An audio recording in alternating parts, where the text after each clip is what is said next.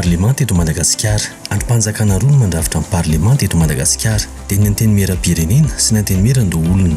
Raha ny lalam-panorenana no jerena dia andraikitra ny parlemanta ny manao, mifidy ary mandany ny lalàna, ny manara-maso ny asan'ny mpanantanteraka ary manao tombana ny politika ampitondrana.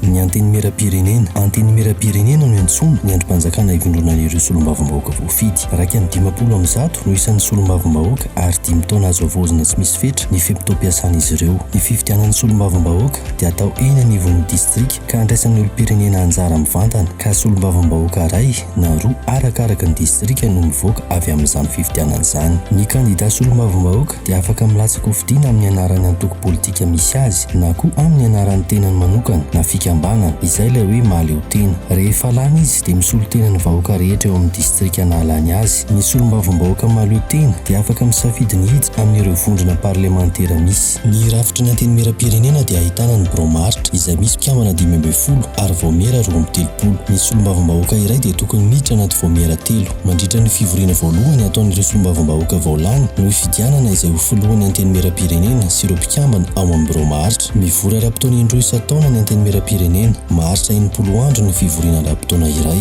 Manomboka ny talata voalohany amin'ny volana May ny fivoriana voalohany, talata fahatelo ny volana Oktobra kosa ny faharoa, izay mifantoka kokoa amin'ny fandaniana sy fandaniana ny tetibolam-panjakana. Afaka mivory tsy ara-potoana ny antenimieram-pirenena raha ilaina. Ohatra, andinika aloha hevitra manokana amin'ny alalan'ny didim-panjakana manasa azy ireo hivory, izay noraisan'ny filoham-pirenena na ny prime ministre na koa fangatahana avy amin'ny antsasa-manilan'ireo solombavambahoaka. Ny faharetan'izany dia tsy mihoatra ny 12 andro. Ny fivoriana antenimieram-pirenena dia azon'ny rehetra hatrehana. Ny fivoriana dia ranketina tsoratra ary ampahafantarana ny firaketana manaraka izay voalaza ny lalàna. Raha toka ny ray ampahefan'ny mpikambana ao amin'ny antenimieram-pirenena no mankataka izany na ny governemanta dia afaka atao mikatotrano ny fivoriana, tsy maintsy hita anaty firaketana izay fanapahana natao tamin'izany fivoriana izany. Misitraka ny fiarovana manokana omeny lalàna azy ireo ny solombavambahoaka, izany hoe tsy azo enjehina, karohina, samborina, azonina amponja, tsaraina izy ireo mandritra ny fimpitoana iasany. Andraikitra ny solombavambahoaka manolotra, manova ary mandany lalàna. Raha toka 80 farafahakeliny ny solombavambahoaka nandany lalàna iray dia afaka mangataka ny fitsarana avy momba lalam-panorenana mba hijery ny fifanirahan'ilay lalàna amin'ny lalam-panorenana. Manadihady ny governemanta mitsirika ny asa vita eo anivon'ny vaomera ary manara-maso ny fampiasana volom-bahoaka raha toka mpampiaka teny manokana eo anivon'ny vaomera fitantanam-bola izy. Manana ny fahefana handravan'ny governemanta ny antenimieram-pirenena raha toka maharay sonia androam-patelo ny solombavambahoaka ny fangatahana izany.